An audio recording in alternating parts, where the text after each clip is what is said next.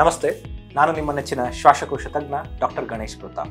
So breathlessness ಎಲ್ಲರೂ ನಿಮ್ಮ ಲೈಫಲ್ಲಿ ಒಂದಿಲ್ಲ ಒಂದು ದಿವಸ ಸಫರ್ ಆಗೇ ಆಗಿರ್ತೀರ.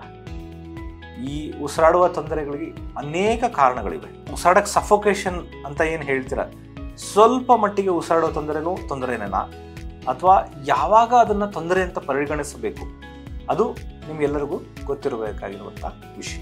ಇಂದಿನ ಸಂಚಿಕೆಯಲ್ಲಿ ನಾವು ಬ್ರೆತ್ಲೆಸ್ನೆಸ್ ಅಂದರೆ ಉಸಿರಾಡುವ ತೊಂದರೆ, ಅದರ ಬಗ್ಗೆ ವಿಶ್ಲೇಷಣೆ ಮಾಡೋಣ.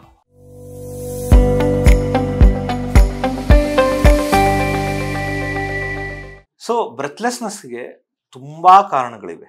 Head to toe reasons are there. ತಲೆಯಿಂದ ಹಿಡಿದು ಕಾಲಿನ ತನಕ ಎಷ್ಟೊಂದು ಕಾರಣಗಳಿವೆ. ಬಟ್ ನಿಮಗೆ ಯಾವ ರೀತಿ ಬ್ರೆತ್ಲೆಸ್ನೆಸ್ ಆಗಬಹುದು, ನೀವು ವರ್ಕ್ ಮಾಡೋ ಏರಿಯಾದಲ್ಲಿ ಏನಾದರೂ ಬ್ರೆತ್ಲೆಸ್ನೆಸ್ ಆಗುತ್ತಾ, ಅಥವಾ ನಿಮಗೆ ಏನಾದರೂ ಡಿಸೀಸಿಂದ ಬ್ರೆತ್ಲೆಸ್ನೆಸ್ ಆಗುತ್ತಾ, ಅದನ್ನ ಹೇಗೆ ಕಂಡುಹಿಡ್ಕೋಬೇಕು ಅಂತ ಹೇಳ್ಕೊಡ್ತೀನಿ. ಆಮೇಲೆ ನೀವು ಬ್ರೆತ್ಲೆಸ್ನೆಸ್ ಇರುವುದು ಅಪಾಯಕಾರಿನಾ ಅಥವಾ ಈಸ್ ಇಟ್ ವರಿಸಮ್, ನೀವು ಡಾಕ್ಟರ್ಗೆ ಹೋಗಿ ನೋಡ್ಬೇಕಾ ಅಥವಾ ಇಗ್ನೋರ್ ಮಾಡ್ಬೇಕಾ, ಏನ್ ಮಾಡಬೇಕು, ಅದ್ರ ಬಗ್ಗೆ ನಾನು ನಿಮಗೆ ಹೇಳ್ತೀನಿ. ಈ ಸಂಚಿಕೆಯಲ್ಲಿ ವಿಸ್ತಾರವಾಗಿ ಹೇಳ್ತೀನಿ. ಸೊ ಬ್ರೆತ್ಲೆಸ್ನೆಸ್ ಅನ್ನೋದೇನು? Hyperventilating. ಯಾಕೆ ನಾವು ಜೋರಾಗಿ ಉಸಿರನ್ನು ತಗೊಂತೀವಿ ಅಥವಾ ಮತ್ತೆ ಮತ್ತೆ ಉಸಿರನ್ನು ತಗೊಂತೀವಿ? ನಾರ್ಮಲಿ ನಾವು ಉಸಿರಾಟದ ಕ್ರಿಯೆ ಎರಡು ಭಾಗ ಇರುತ್ತೆ. ಇದರಲ್ಲಿ ಹೆಂಗಂದ್ರೆ ಇನ್ಸ್ಪಿರೇಷನ್ ಒಂದು, ಎಕ್ಸ್ಪಿರೇಷನ್. ಗಾಳಿ ತಗೊಳ್ಳೋದು ಮತ್ತೆ ಗಾಳಿ ಹೊರಗಡೆ ಹಾಕುವುದು.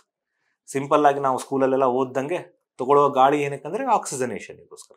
ಅದರಲ್ಲಿ ಆಕ್ಸಿಜನ್ ಇರುತ್ತೆ. ಆಕ್ಸಿಜನ್ ಪ್ರಮಾಣ ನಮ್ಮ ಆಲ್ವಿಯೋಲೈಗೆ ಹೋಗಿ ಏರ್ವೇಸ್ ಮುಖಾಂತರ ಹೋಗ್ಬಿಟ್ಟು, ಸೊ ಏರ್ವೇಸ್ ಇಂದ ಆಲ್ವಿಯೋಲೈಗೆ ಹೋಗ್ಬಿಟ್ಟು ಆಲ್ವಿಯೋಲದಲ್ಲಿ ಎಕ್ಸ್ಚೇಂಜ್ ಆಫ್ ಗ್ಯಾಸ್, ಅಲ್ಲಿ ಬ್ಲಡ್ ವೆಸಲ್ಸ್ ಇರುತ್ತೆ ನಮಗೆ ಸುತ್ತ. ಸೊ ಆಕ್ಸಿಜನ್ ಅದಕ್ಕೆ ಹೋಗ್ಬಿಟ್ಟು ನಮ್ಮ ಬ್ಲಡ್ ಅಲ್ಲಿ ಏನು ಆಕ್ಸಿಜನ್ ಯೂಸ್ ಮಾಡಿ ನಮ್ಮ ಬಾಡಿಯಿಂದ ನಮ್ಮ ಬಾಡಿ ಎಲ್ಲ ಕಡೆಯಿಂದ ಕಾರ್ಬನ್ ಡೈಆಕ್ಸೈಡ್ ಯುಟಿಲೈಸ್ ಆಗಿರೋದು, ಕಾರ್ಬನ್ ಡೈಆಕ್ಸೈಡ್ ವಾಪಸ್ ಬಂದು ಸೊ ಎಕ್ಸ್ಚೇಂಜ್ ಆಫ್ ಗ್ಯಾಸಸ್ ಆಗುತ್ತೆ. ಕಾರ್ಬನ್ ಡೈಆಕ್ಸೈಡ್ ಏರ್ವೇಸಿಗೆ ಕೊಡುತ್ತೆ, ಏರ್ವೇಸ್ ಇಂದ ಆಕ್ಸಿಜನ್ ಬ್ಲಡ್ ವೆಸಲ್ ಕೊಡುತ್ತೆ. ಸೊ ಆಕ್ಸಿಜನ್ ಮತ್ತೆ ಬ್ಲಡ್ ಮುಖಾಂತರ ಎಲ್ಲ ಕಡೆ ಕ್ಯಾರಿ ಆಗಿ ಹಾರ್ಟಿಗೆ ಕ್ಯಾರಿ ಆಗಿ ಹಾರ್ಟ್ ಪಂಪ್ ಮಾಡುತ್ತೆ, ಎಲ್ಲ ಕಡೆ ಬಾಡಿಗೆ ಹೋಗುತ್ತೆ. ಸೊ ಕಾರ್ಬನ್ ಡೈಆಕ್ಸೈಡ್ ನ ಹೊರಗಡೆ ಹಾಕಕ್ಕೆ ನಾವು ಎಕ್ಸ್ಪಿರೇಷನ್ ಮಾಡ್ತೀವಿ. ಸೊ ನಮ್ಮ ಉಸಿರಾಡುವ ಕ್ರಿಯೆ ಇನ್ಸ್ಪಿರೇಷನ್, ಎಕ್ಸ್ಪಿರೇಷನ್ ಅನ್ನೋ ಎರಡು ಫೇಸ್ ನ ಅಳವಡಿಸಿದೆ. ಸೊ ಇನ್ಸ್ಪಿರೇಷನ್, ಎಕ್ಸ್ಪಿರೇಷನ್ ಇದು ಒಂದು ಸೈಕಲ್ ಆಗುತ್ತೆ. ಈ ತರ ನಾವು 12ರಿಂದ 20 ಸೈಕಲ್ ಪ್ರತಿ ನಿಮಿಷಕ್ಕೆ ನಮಗೇ ಗೊತ್ತಿಲ್ಲದಂಗೆ ಮಾಡ್ತಾ ಇರ್ತೀವಿ. ಸೊ ಇದು ಇಂಪಾರ್ಟೆಂಟ್ ಪಾಯಿಂಟ್.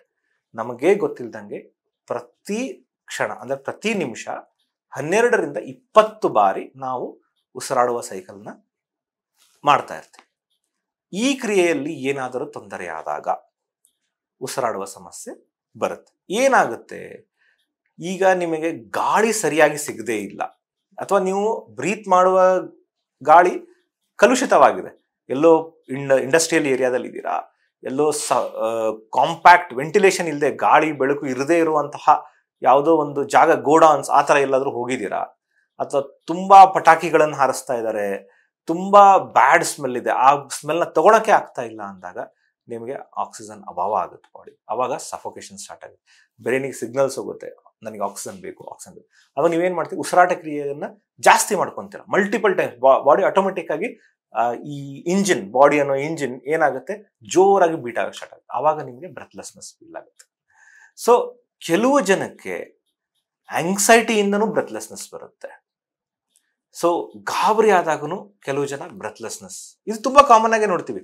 ಗಾಬರಿ ಮಾಡ್ಕೊಂಡ್ಬಿಟ್ಟು ಸಡನ್ ಆಗಿ ಯಾವುದೋ ವಿಷಯ ಕೇಳಿದಾಗ, ಅಥವಾ ಎಲ್ಲೋ ನಿಮಗೆ ಕೂಡ ಹಾಕ್ದಂಗ ಆದಾಗ, ಲಿಫ್ಟ್ ಅಲ್ಲಿ ಕ್ಲಾಸ್ಟ್ರೋಫೋಬಿಯಾ ಅಂತೀವಿ, ಅಥವಾ ಸಿಟಿ ಸ್ಕ್ಯಾನ್, MRI ತಗೋಬೇಕಾದಾಗ ಗಾಬರಿಯಾಗಿ ಬ್ರೆತ್ಲೆಸ್ನೆಸ್ ಆಗುತ್ತೆ.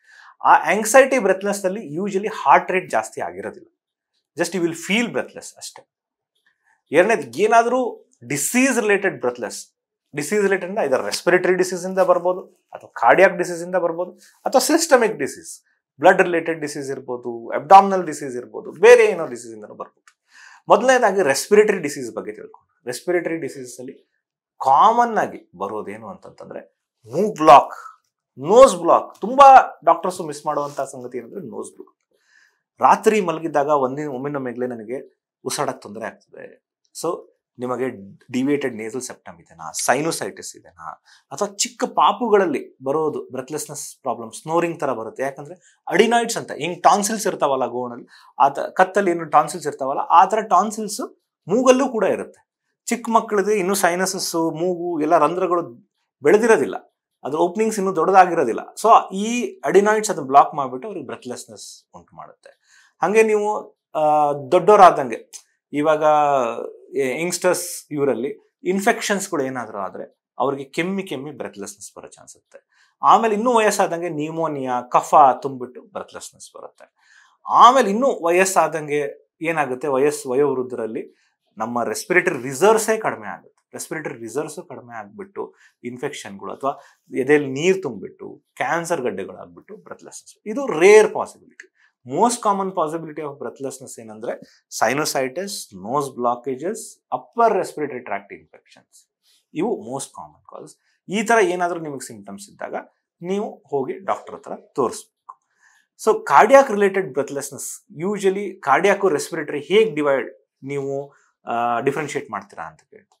ಕಾರ್ಡಿಯಾಕ್ ರಿಲೇಟೆಡ್ ಬ್ರೆತ್ಲೆಸ್ನಲ್ಲಿ ಯೂಶಲಿ ಆರ್ಥಾಪ್ನಿಯಾ ಅನ್ನೋದಿರುತ್ತೆ. ಅಂದ್ರೆ ನೀವು ಮಲಗಿರುವ ಪೊಸಿಷನ್, ಸುಪೈನ್ ಪೊಸಿಷನ್ ಅಲ್ಲಿ ಬ್ರೆತ್ಲೆಸ್ನೆಸ್ ಜಾಸ್ತಿ ಆಗುತ್ತೆ. ರೆಸ್ಪಿರೇಟರಿ ಬ್ರೆತ್ಲೆಸ್ನೆಸ್ ಅಲ್ಲಿ ನೀವು ನಡೆದಾಡುವಾಗ ಅಥವಾ ನೀವು ಸ್ಟೇರ್ಸ್ ಹತ್ತಿದಾಗ ಎಕ್ಸರ್ಷನಲ್ ಅಲ್ಲಿ ಬ್ರೆತ್ಲೆಸ್ನೆಸ್ ಜಾಸ್ತಿ ಆಗುತ್ತೆ. ಆದ್ರೆ ರೆಸ್ಪಿರೇಟರಿ ಇದು ಕಾರ್ಡಿಯಾಕ್ ಬ್ರೆತ್ಲೆಸ್ನೆಸ್ ಅಲ್ಲಿ ನೀವು ಸುಪೈನ್ ಪೊಸಿಷನ್ ಮಲಗಿರುವಾಗ ಬ್ರೆತ್ಲೆಸ್ನೆಸ್ ಜಾಸ್ತಿ ಆಗುತ್ತೆ. ಎರಡನೇ ಪಾಯಿಂಟ್ ಏನಂದ್ರೆ ಕಾರ್ಡಿಯಾಕ್ ಬ್ರೆತ್ಲೆಸ್ ನಲ್ಲಿ ಸ್ವಲ್ಪ ಕಾಲಿನ ಊತ ಇರೋ ಚಾನ್ಸಸ್ ಜಾಸ್ತಿ ಇರುತ್ತೆ. ರೆಸ್ಪಿರೇಟರಿ ಬ್ರೆತ್ಲೆಸ್ ನಲ್ಲಿ ಕಾಲಿನ ಊತ ಇರೋದಿಲ್ಲ. ರೆಸ್ಪಿರೇಟರಿ ಬ್ರೆತ್ಲೆಸ್ನೆಸ್ ಅಲ್ಲಿ ಕೆಮ್ಮು, ನೆಗಡಿ, ವೀಸಿಂಗ್ ಇರೋ ಚಾನ್ಸಸ್ ಜಾಸ್ತಿ ಇದ್ರೆ ಕಾರ್ಡಿಯಾಕ್ ಬ್ರೆತ್ಲೆಸ್ ನಲ್ಲಿ ಕೆಮ್ಮು, ಕಫ ಇರುವ ಚಾನ್ಸಸ್ ಕಡಿಮೆ ಇರುತ್ತೆ. ಮತ್ತೆ ಇದು ಅಲ್ಲದೆ ನಿಮಗೆ ಈ ರೆಸ್ಪಿರೇಟರಿ ಕಾರ್ಡಿಯಾಕ್ ಬ್ರೆತ್ಲೆಸ್ನೆಸ್ ಅಲ್ಲದೇನೆ ನಿಮಗೇನಾದ್ರೂ ಬೇರೆ ಸಿಸ್ಟಮ್ ಬ್ರೆತ್ಲೆಸ್ನೆಸ್ ಇದಾವ? ಏನದು ಬೇರೆ ಸಿಸ್ಟಮ್? ಮೋಸ್ಟ್ ಕಾಮನ್ ಕಾಸ್ ಹೆಣ್ಣು ಮಕ್ಕಳಲ್ಲಿ ಆಗೋದೇನಂದ್ರೆ ಅನಿಮಿಯಾ. ಹಿಮೋಗ್ಲೋಬಿನ್ನೇ ಕಡಿಮೆ. ನಾನು ಹೇಳಿದೆ ಆಕ್ಸಿಜನ್ ಕ್ಯಾರಿ ಮಾಡೋದು ಏನು?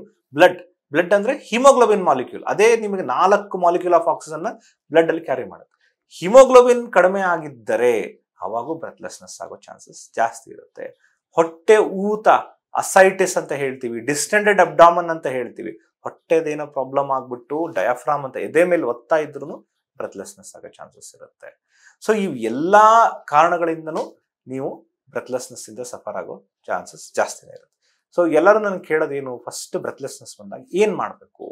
ಸೊ ಏನ್ ಇವ್ಯಾಲ್ಯೂಯೇಷನ್ ಅಂತ ಬಂದಾಗ ನೀವು ಡಾಕ್ಟರ್ ಹೋದಾಗ ಅವರೊಂದು ECG ಮಾಡ್ಬೋದು, ಒಂದು ಚೆಸ್ಟ್ ಎಕ್ಸ್ರೇ ತೆಗಿಬೋದು, ಒಂದು ಎಕೋ ಮಾಡ್ಬೋದು, ಅಥವಾ ಒಂದು CTPNS ಮಾಡ್ಬೋದು. ಅವ್ರು ಇವ್ಯಾಲ್ಯೂಯೇಷನ್ ಮಾಡ್ತಾರೆ. ನೀವು ಮನೆಯಲ್ಲಿದ್ದಾಗ ನೀವೇನ್ ಮಾಡ್ಬೋದು?